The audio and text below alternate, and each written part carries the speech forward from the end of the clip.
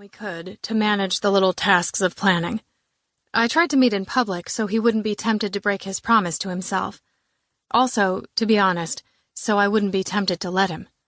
We'd have lunch in a little park in Culver City to work on the seating arrangement, which never seemed to be right. Or we'd meet for dinner to discuss the processional song. I'd make sure to drive myself so he wouldn't walk me to the door, where I'd be tempted to invite him in. Our meetings weren't even about the wedding anymore. We were really dating, and I was really falling for him. But the date was getting closer, and we weren't there yet.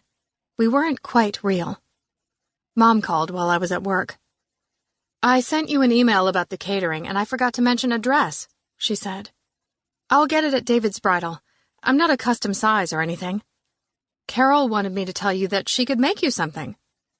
It didn't matter one way or the other, and frankly, I didn't want to spend a ton of money on a real wedding dress for a fake wedding, but I could tell she was sour on the idea, and since this was all about her, I went with it. She shouldn't trouble herself. Making a bridal muumuu shouldn't take more than a minute. I laughed. I can throw a belt on it. We laughed together, but the worry crept in like the Santa Ana winds. "Ma?" "Yes?" "You're okay?" "With what?" I had an opening, right there. I could have asked her directly and gauged the truthfulness of her answer by its tone. I could have given her a chance to tell me everything, but I discovered something about myself inside that opportunity. I didn't want to know. "With me getting married so quick?" "Oh, my dear, of course. We all knew it was going to happen eventually. The only two people who didn't know were you and Seb." "Really? You believed Carol's charts?" She laughed again. If she was sick, she was covering it up really well. "The way he looked at you when you were kids and when we saw you at Christmas, it was so obvious. It's faster than we thought, but you know, love doesn't have a speed limit." We worked through lunch so the staff could write in the afternoon. I checked my phone on a bathroom break. A line producer chatted with the casting assistant at the mirror, and the toilet flushed in the stall next to mine. Notifications showed the email Mom had mentioned, subject line caterer, and a text from Sebastian.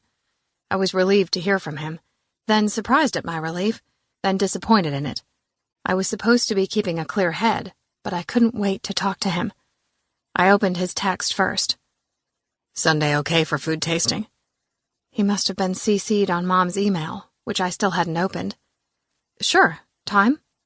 "It says 2 p.m. Of course he'd opened the email. Sitting on the toilet seat, I tapped to my mother's note. Sebastian hadn't been CC'd.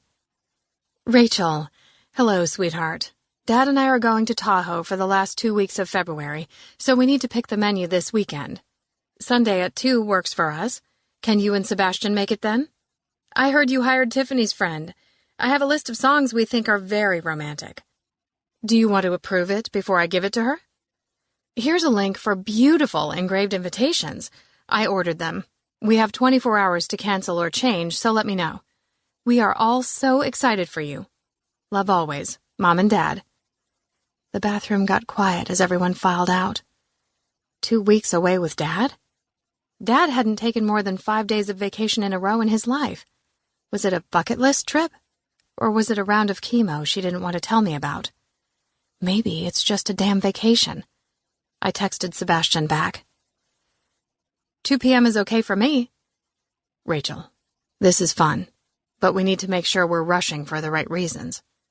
"I'm pretty sure." I wanted to dump everything on him. I wanted to beat him down with worry over my mother, but he was already doing more than enough.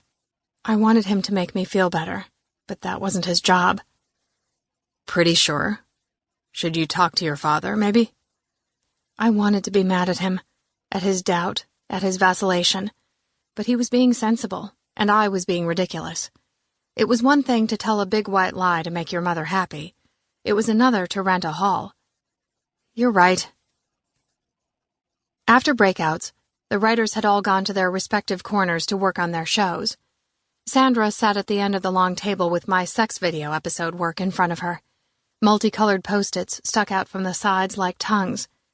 I was to her left with my laptop open. CJ was to her right. Sandra folded her arms over the script and looked at me as if I were on the 101 when she'd specifically told me to take the Cahuenga Pass.